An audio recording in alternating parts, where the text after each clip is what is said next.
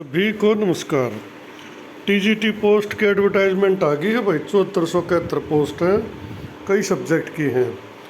उस पर पहली वीडियो में देख लेना जो जो सब्जेक्ट है। इस वीडियो में बात करेंगे भाई टीचिंग एक्सपीरियंस के नंबर मिलेंगे या नहीं मिलेंगे, और एज रिलैक्सेशन, भाई रिलैक्सेशन इन एज किस किस को मिल सकती है, ये दो बातों में। और जो भाई चैनल पर पहली बार आए हैं सब्सक्राइब करो, लाइक करो, शेयर करो। तो सबसे पहले बात करते हैं टीचिंग एक्सपीरियंस की। Experience for socio economic will be considered, यानी जिसके पास एक्सपीरियंस है टीचिंग का सेम सब्जेक्ट का होना चाहिए भाई, वो सोशल इकोनॉमिक के जो 5 नंबर हैं उनके लिए कंसिडर किया जाएगा। ओनली आफ्टर एक्वायरिंग दी एसेंशियल क्वालिफिकेशन, लेकिन वो जब कंसिडर किया जाएंगे 5 नंबरों में जब इसेंशियल जो जरूरी क्वालिफिकेशन है वो आपके पास होनी चाहिए। Along with details of salary of the concern post, उसमें जो है ना पीछे एनेक्सर दे रखा है इसमें आखिर में, उस पर सैलरी भी मेंशन होनी चाहिए कंसर्न पोस्ट की, सब्जेक्ट और एक्सपीरियंस कितना है। Must be counter signed, DO की काउंटर साइन होने चाहिए या डीडब्ल्यूओ के और बीओ के, मतलब टोटल प्रिंसिपल बीओ और डीओ या डीडब्ल्यूओ, उसके जो है ना काउंटर साइन उस पर होने चाहिए। उसके हिसाब से इसमें एज रिलैक्सेशन ना एक्सपीरियंस का जो 5 नंबर है वो मिलेंगे भाई। अब बात करते हैं रिलैक्सेशन इन एज। कई साथी कमेंट कर रहे हैं भाई रिलैक्सेशन मिलेगी। अब उस पर बात करते हैं 8.1 में, ये पढ़ भी लेना। अपर age limit is relaxable in the case of schedule caste, भाई जो ऊपरी सीमा है ना आयु की यानी कि 42 साल, उसमें जो है ना छूट मिलती है। किस किस को मिलती है? शेड्यूल कास्ट को, backward class A and B को, PWD, EWS, ESM and widow, legally separated women यानी कि तलाकशुदा मान लो, डाइवोर्सी और डेजर्टेड या अकेली या अनमैरिड वुमेन, जो इनमें से कोई भी कैटेगरी में आती है ना कोई लेडीज, तो उसको भाई एज में छूट मिलेगी। SC BC को मिलेगी, PWD, EWS, ESM, ये कैटेगरी इसमें साफ साफ लिख रखा है, इनको जो है ना छूट मिलेगी एज पर Haryana government instruction number 22/2021, 25 March 2022 को कोई लेटर आया है।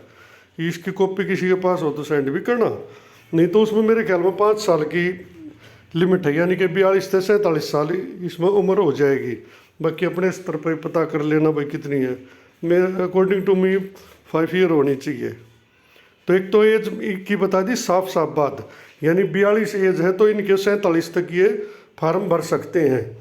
अगर 26/10 को 47 से एक दिन भी कम है ना तो ये भर पाओगे, या वो एज रिलैक्सेशन अपनी देख लेना।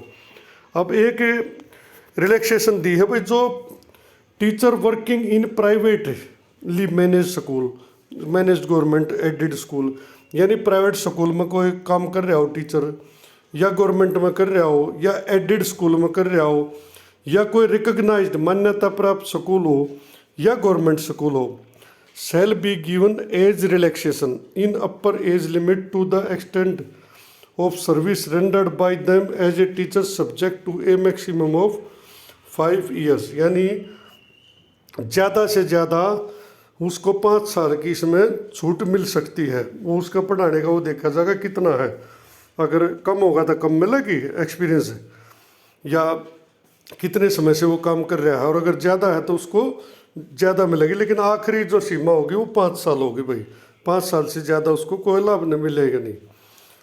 5 year once for his her appointment age पर direction of honourable Punjab and high court Chandigarh 1/6/2015, ये इसमें ऑर्डर पास किया था Somnath versus state of Haryana में फॉर सच वर्किंग टीचर। उसके अनुसार इनको वही 5 साल की जो है ना छूट है, लेकिन इसके लिए भी इसमें अलग से एनेक्सर दे रखे वो भर के और अपने स्कूल वगैरह से DO से साइन इन को भी करवाना पड़ेगा। अपर age relaxation certificate from head of the institution is mandatory, भाई जो अपर एज रिलैक्सेशन का सर्टिफिकेट है नीचे इसी में है, वो उसका प्रिंट आउट निकालो, उसको भरो और हेड ऑफ इंस्टीट्यूशन के उसमें सिग्नेचर और उसको भर कर देना है कंप्लीट, उसमें जो हो, और वेरीफाई होना हो BO से और BWO या काउंटर साइन DO और DWO के, यानी कुल मिलाकर पूरा प्रोसीजर चलेगा of the concern district even for CBSE central school and Navodaya Vidyalaya department letter 7/9/2020 attached, यानी कि जो जहाँ से है ना उसके हेड ऑफ डिपार्टमेंट के उस पर काउंटर साइन होने चाहिए, चाहे वो इन्होंने स्कूल बता दिया। वह नवोदय का भी मान्य है, सीबीएसई का, सेंट्रल स्कूल कोई भी हो, प्राइवेट हो, मतलब एक तरह से सब कुछ आ गया ही में।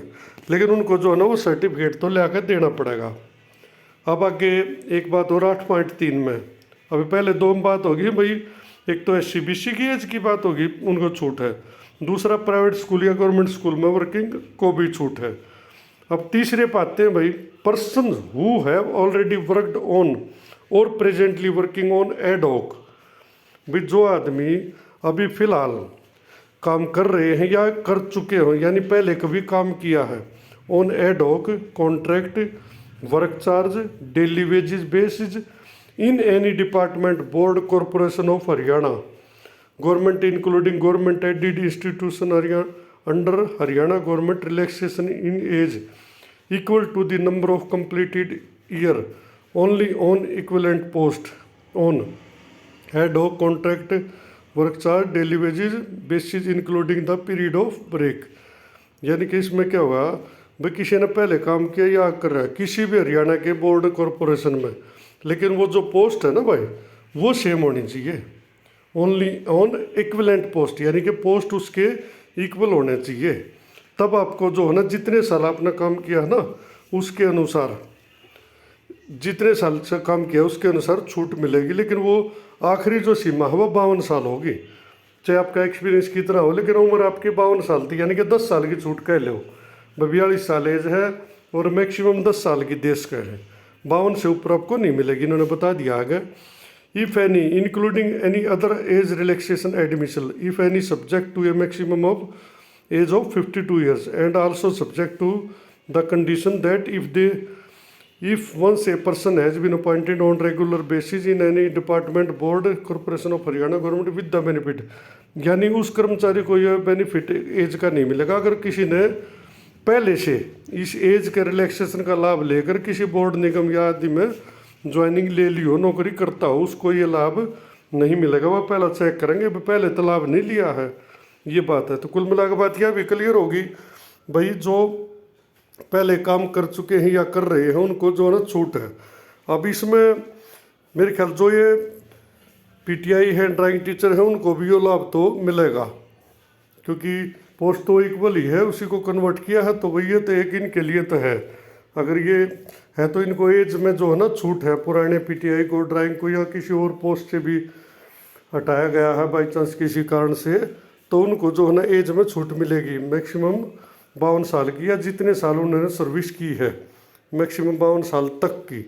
तो तीसरा पॉइंट हो गया यो, as relaxation is not admissible to sons, daughter, dependent of ex serviceman. तो भी एक्स सर्विसमैन के जो भी डिपेंडेंट है ना उसको एज में कोई छूट नहीं मिलेगी। DA समझो कैटेगरी बोली जा है, यानी डिपेंडेंट जो होते हैं एक्स सर्विसमैन के, उनको एज में कोई छूट नहीं मिलेगी। कुल मिलाकर हमारे 4 पॉइंट बने हैं।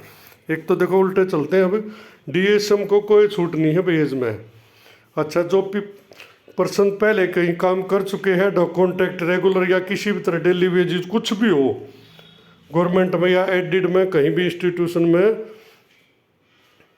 काम कर चुके हैं, गवर्नमेंट हरियाणा के में, सिर्फ बाहर क्या नहीं भाई, और इक्वल टू नंबर जितने साल उन्होंने काम किया है उतने उनको एज में छूट मिलेगी, लेकिन वो सब्जेक्ट टू 52 ईयर्स होगी। यह बात होगी क्लियर। अब एक था 8.2 में भी, जो प्राइवेट स्कूल में टीचर है या गवर्नमेंट स्कूल में टीचर है उनको सबको जो है ना उसमें छूट मिलेगी, लेकिन वो भी फिर सब्जेक्ट, टीचर सब्जेक्ट वो उसमें होना चाहिए, वो इस सेम पोस्ट का मिलेगा भाई अनुभव का लाभ। इसका जो एज में छूट मिलेगी ना, ये नहीं कि भाई कोई किसी और पोस्ट पर काम करता हो उसको, नहीं। मेरे हिसाब से तो इसमें जो है ना इक्विवेलेंट पोस्ट, यानी उसके जो समान पोस्ट है उसका लाभ मिलेगा। बाकी आप अपने स्तर पर तसल्ली कर सकते हैं। देखो 8.2 में तो छूट मिलेगी। फिर बता दूँ, कई सवाल करते हैं ना, फिर व्हाट्सएप पर मैसेज करें। गवर्नमेंट स्कूल में हो, एडेड स्कूल हो, रिकग्नाइज स्कूल हो, गवर्नमेंट स्कूल, ये 3-4 मतलब किसी प्रकार का स्कूल हो, उसमें अगर काम किया तो उनको छूट मिलेगी। मैक्सिमम 5 साल की, उनके सेम पोस्ट पर काम करने के हिसाब से।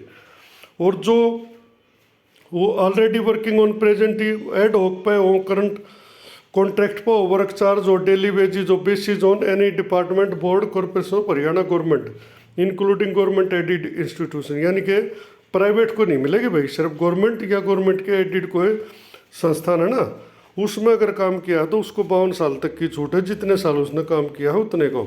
अब चाहे काम ना भी करता हो तो भी, लेकिन पहले किया तो उसको लाभ मिलेगा। और एक अपर एज रिलैक्सेशन वो मैंने पहले बताया दी भाई, SC BC PWD ESM general ना ESM और EWS window legally separated women, divorcee, deserted women and unmarried women, यानी कि सभी वुमेन को नहीं मिलेगी, सिर्फ जो इस कैटेगरी में। आज एक सवाल आया था सामने, अगो ने पूछा भाई लेडीज़ को क्या छूट है, भाई जो सामान्य लेडीज़ है ना उसको कोई छूट नहीं है। अगर कोई SC लेडीज़ है, BC लेडीज़ है, PWD है, EWS है, ESM है, उनको तो देखो मिल सकेगी। या फिर विडो होनी चाहिए, लीगली सेपरेटेड, डाइवोर्सी, डेजर्टेड या अनमैरिड वुमेन हो, सिर्फ उन्हीं कैटेगरी को छूट है। धन्यवाद।